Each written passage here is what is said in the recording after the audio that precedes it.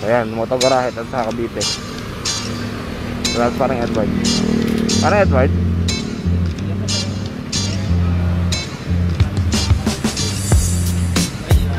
Alright mga buddy, so ito na yung Fury.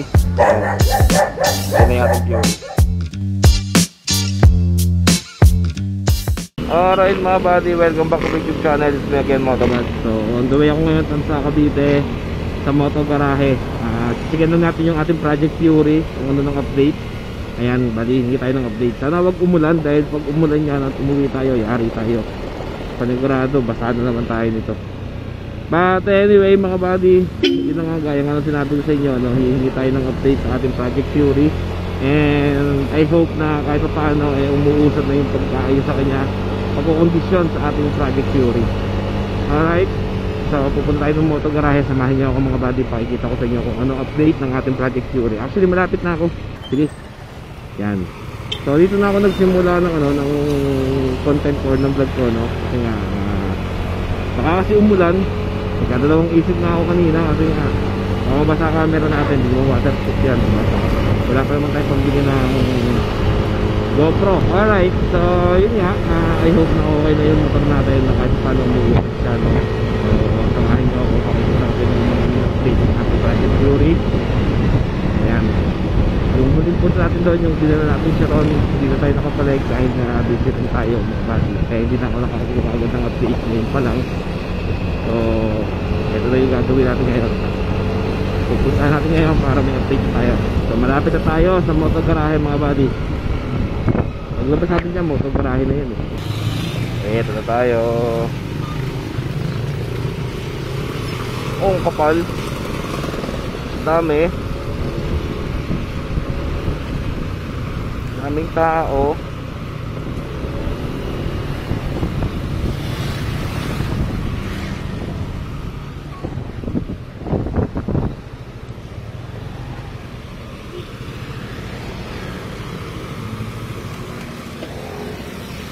Ayan, motogarahe at sa Cavite.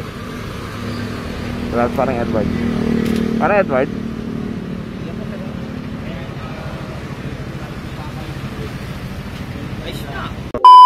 Alright mga buddy, so ito na yung Fury.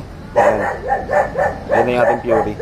So inayos yung preno sa likod. Mukhang nagawa na kasi pinaso.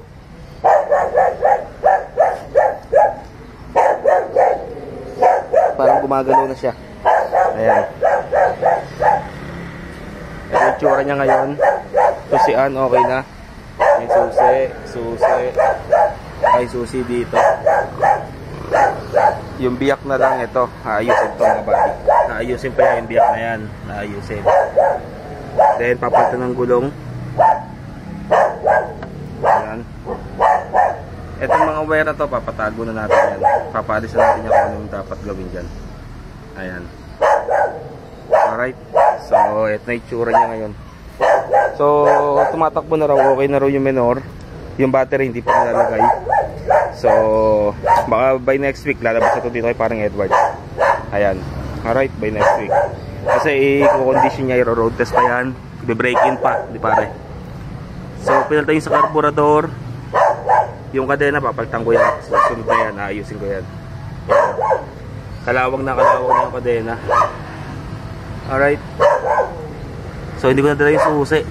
Nandun yung susi sa loob ng shock para mapaandar sana, pero okay na rin yan. So ito na iba yung tsura nya.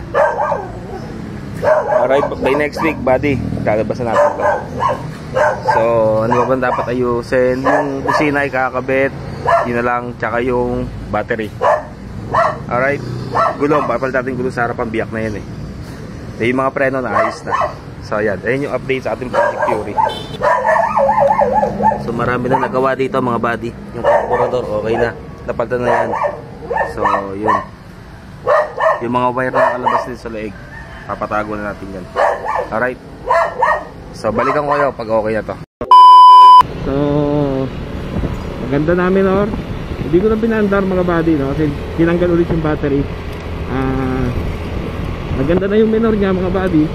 And kakabitan na siya ng busina. Then yung preno niya sa likuran okay na rin. Yung carburetor niya okay na rin, nagawa na.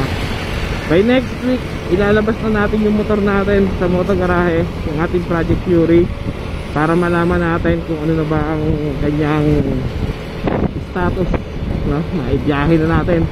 Ay, hindi pa pala pwede biyahe dahil hindi pa nakarehistro. Huwag tayong gagamit ng sasakyan na hindi nakarehistro, mga buddy.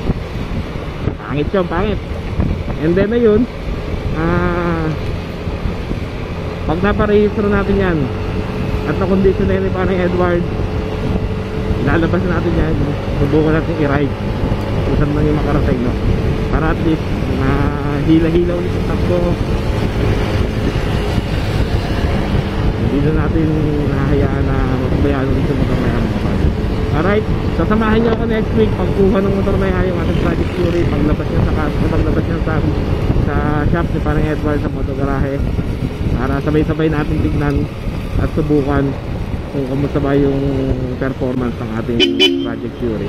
Alright, so hanggang dito lang muna, mga buddy. Quick update lang yon sa ating Project Fury. At yun, pagtapos ito next week, yung final na yan, gamit na natin yung ating Project Fury. Alright, so hanggang sa muli, mga buddy. Always remember, ride safe, keep safe. Yun ang mahalaga.